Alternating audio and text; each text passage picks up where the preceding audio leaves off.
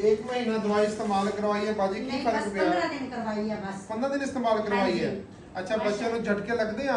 ਪਹਿਲੇ ਝਟਕੇ ਲੱਗੇ ਸੌਣ ਨਹੀਂ ਨਾ ਲੱਗਦੇ ਬੈੰਦਾ ਨਹੀਂ ਸੀ ਖਲੋਂਦਾ ਨਹੀਂ ਸੀ ਗਰਦਨ ਨਹੀਂ ਸੀ ਸੰਭਾਲਦਾ ਕਬਜ਼ ਬਹੁਤ ਜ਼ਿਆਦੀ ਰਹਿੰਦੀ ਸੀ ਕੀ ਫਰਕ ਪਿਆ ਅਰਮਾਨ ਨੂੰ ਅਰਮਾਨ ਨੂੰ ਗਰਦਨ ਵੀ ਸਹੀ ਖਲਾਰਾ ਲੱਗ ਪਿਆ ਬਹਿਣ ਦੀ ਕੋਸ਼ਿਸ਼ ਬਹੁਤ ਕਰਦਾ ਹੈ ਅੱਛਾ ਖਾਂਦਾ ਪੀਂਦਾ ਹੀ ਮਾਸ਼ਾਅੱਲਾ ਸਹੀ ਹੈ ਸਹੀ ਖੜਾ ਕੋਸ਼ਿਸ਼ ਬੜੀ ਕਰਦਾ ਮੈਂ ਖੜਾ ਹੋ ਜਾ ਮਾਸ਼ਾਅੱਲਾ ਹਾਂਜੀ ਅਰਮਾਨ ਹੁਸੈਨ ਹੈ ਜੀ ਮੰਡੀ ਭਾਉਦੀਨ ਤੋਂ ਆਏ ਸਨ ਹਾਂਜੀ ਤੇ ਬੱਚਾ ਗਰਦਨ ਨਹੀਂ ਸੀ ਸੰਭਾਲਦਾ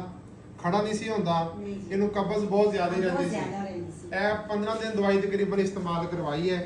ਹੁਣ ਬੱਚਾ ਦੇਖੋ ਗਰਦਨ ਸੰਭਾਲਦਾ ਹੈ ਖੜਾ ਵੀ ਹੁੰਦਾ ਹੈ ਔਰ ਬੈਠਣ ਦੀ ਕੋਸ਼ਿਸ਼ ਵੀ ਕਰਦਾ ਹੈ ਸਹੀ ਹੈ ਬਹੁਤ ਬਾਜੀ ਕੋਸ਼ਿਸ਼ ਕਰਦਾ ਬਹੁਤ ਜ਼ਰਾ ਸਾਹਿਬ ਦੇਖੋ ਨਾ 15-20 ਦਿਨ ਦਵਾਈ ਖਿਲਾਉਣ ਦੇ ਨਾਲ ਬੱਚਾ ਇਤਨਾ ਬਿਹਤਰ ਹੋ ਗਿਆ ਹੈ ਵਾਕਰ ਚ ਜਦੋਂ ਪਾਲਿਆ ਇਹ ਨਾ ਦਵਾਈ- ਬੜੀ ਕੋਸ਼ਿਸ਼ ਕਰਦਾ ਵਾਕਰ ਅਗਾਂ ਟੋਰਨ ਤੇ ਫਿਰ ਉਹ ਥੋੜੀ ਜੀ ਜਗ੍ਹਾ ਪੱਟੀ ਹੋਈ ਹੈ ਨਾ ਫਿਰ ਉਹ ਅਸੀਂ ਨਹੀਂ ਪਾਲਿਆ ਵਾਕਰ ਚ ਬਹੁਤ ਜ਼ਿਆਦਾ ਚੱਲਦਾ ਹੈ इंशाल्लाह ये बच्चा 3-4 महीने दवाई खिलाएगा तो ये बच्चा इंशाल्लाह बिल्कुल तंदुरुस्त और सेहतमंद हो जाएगा पता नहीं कौन कहता है कि जी बच्चे सीपी ठीक नहीं होंगे ਬਿਲਕੁਲ ਜੀ आ देखो तुसी उस 15 दिन दवाई खिलाई तुसी मुतमिन नहीं होगे ਹਾਂਜੀ ਬਿਲकुल ये शिफा मन जाना बल्ला है बाजी बिल्कुल। बेशक अल्लाह ही शिफा दिंदा है साडा ते कोई कमाल को नहीं ਅੱਲਾਹ ਪਾਕ कुछ बच्चों ਨੂੰ 4-5 महीने दवाई लगातार ਖਵਾਈ ਤੇ ਫਿਰ ਬੱਚੇ ਠੀਕ ਹੁੰਦੇ ਨੇ ਕੁਝ ਬੱਚਿਆਂ ਨੂੰ ਚੰਦ ਦਿਨ ਦਵਾਈ ਖਵਾਈ ਤੇ ਬੱਚੇ ਬਹੁਤ ਬਿਹਤਰ ਹੋਏ ਅਸਾਂ ਖੁਦ ਯਕੀਨ ਨਹੀਂ ਕਰਦੇ ਕਿ ਯਾਰ ਕਿਸ ਤਰ੍ਹਾਂ ਠੀਕ ਹੋ ਅਸੀਂ ਗਿਆ ਆਪ ਯਕੀਨ ਨਾ ਕੀਤੇ ਸੀ ਤਾਂ ਅੱਲਾਹ ਪਾਕ ਸੇ ਅਗਰ ਤੁਹਾਡੇ ਕੋਲ ਕੋਈ ਬੱਚੇ ਨੇ ਸੀਪੀ ਬੱਚੇ ਨੇ ਦਿਮਾਗ ਛੋਟਾ ਹੈ ਜਾਂ ਐਪੀਲੈਪਸੀ ਦਾ ਮਸਲਾ ਹੈ ਤੇ ਇੱਕ ਵਾਰੀ ਸਾਨੂੰ ਖਿਦਮਤ ਦਾ ਮੌਕਾ ਦਿਓ ਅੱਲਾਹ ਪਾਕ ਸੇ ਦੇਗਾ ਇਨਸ਼ਾਅੱਲਾ ਅੱਲਾਹ ਪਾਕ ਜਾਣੀ ਤਾਂ ਦੇਖੇ ਬਾਜੀ ਕਹਿਣਾ ਚਾਹੇ